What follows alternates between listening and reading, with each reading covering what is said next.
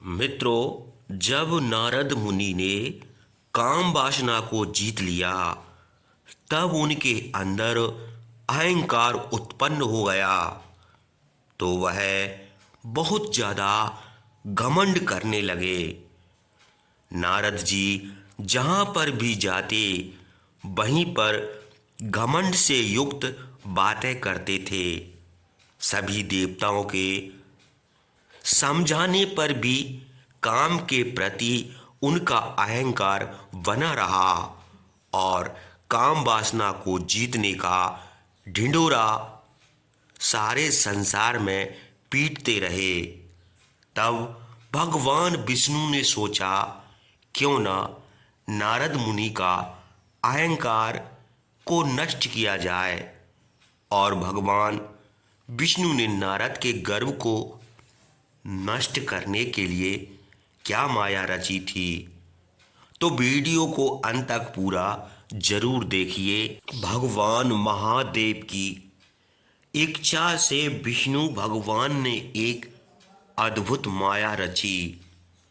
उन्होंने जिस ओर नारद जी जा रहे थे, वहां एक सुंदर नगर बना दिया। वह नगर वैकुंठ लोक से भी अधिक रमणीय था। वहां बहुत से विहार स्थल थे। उस नगर के राजा का नाम शील निधि था। उस राजा की एक बहुत सुंदर कन्या थी। उन्होंने अपनी पुत्री के लिए स्वयंवर का आयोजन किया था। उनकी कन्या का वरण करने के लिए उत्सुक बहुत से राजकुमार पधारे थे। वहां बहुत चहल पहल थी। इस नगर की शोभा देखते ही नारद जी का मन मोहित हो गया। जब राजा शील निधि ने नारद जी को आते देखा, तो उन्हें सादर प्रणाम करके स्वर्ण सिंहासन पर बैठाकर उनकी पूजा की। फिर अपनी देव सुंदरी कन्या को बुलाया, जिसने महर्षि के चरणों में प्रणाम किया। नारद जी से उसका परिचय कराते हुए शील निधि ने निवेदन किया, महर्षि, यह मेरी पुत्री श्रीमती है। इसके स्वयंवर का आयोजन किया गया है। इस कन्या के गुण दोषों को बताने की कृपा कीजिए। राजा के ऐसे वचन सुनकर नारद जी बोले, राजन, आपकी कन्या साक्षात लक्ष्मी है।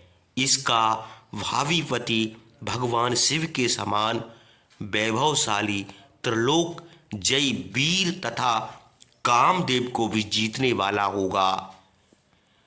ऐसा कहकर नारद मुनि वहां से चल दिए। शिव की माया के कारण वे काम के वशीभूत हो सोचने लगे कि राजकुमारी को कैसे प्राप्त करूं। स्वयंवर में आए सुंदर एवं वैभवशाली राजाओं को छोड़कर भला यह मेरा वरण कैसे करेगी। वे सोचने लगे कि नारियों को सौंदर्य बहुत प्रिय होता है। सौंदर्य को देखकर ही श्रीमती मेरा वरण कर सकती है।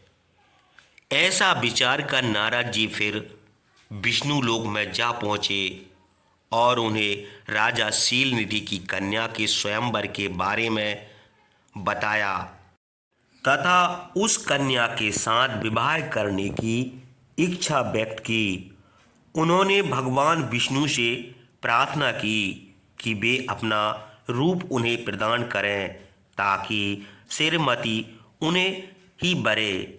सूत जी कहते हैं, महर्षियों, नारद मुनि की ऐसी बात सुनकर भगवान मधुसूदन हंस पड़े और भगवान शंकर के प्रभाव का अनुभव करके उन्होंने इस प्रकार उत्तर दिया। भगवान विष्णु बोले, हे नारद, वहां आप अवश्य जाइए। मैं आपका हित उसी प्रकार करूंगा जिस प्रकार पीड़ित व्यक्ति का श्रेष्ठ वैद्य करता है, क्योंकि तुम मुझे विशेष प्रिय हो। ऐसा कहकर भगवान विष्णु ने नारद मुनि को बानर का मुख तथा शेष अंगों को अपना मनोहर रूप प्रदान कर दिया। तब नारद जी अत्यंत प्रसन्न होते हुए अपने को परम सुंदर समझकर शीघ्र ही स्वयंवर में आ गए और उस राज्य सभा में जा बैठे। उस सभा में रुद्रगण ब्राह्मण के रूप में बैठे हुए थे। नारद जी का वानर रूप केवल कन्या और रुद्रगणों को ही दिखाई दे रहा था। बाकी सबको नारद जी का वास्तविक नारद जी मन ही मन प्रसन्न होते हुए श्रीमती की प्रतीक्षा कर रहे थे।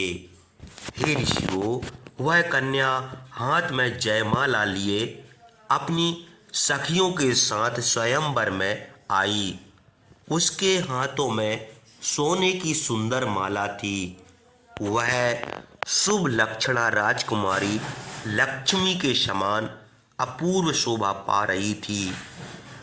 नारद मुनि का भगवान विष्णु जैसा शरीर और बानर जैसा मुख देख वह कुपित हो गई और उनकी ओर से दृष्टि हटाकर मनोवांछित वर की तलाश में आगे चली गई।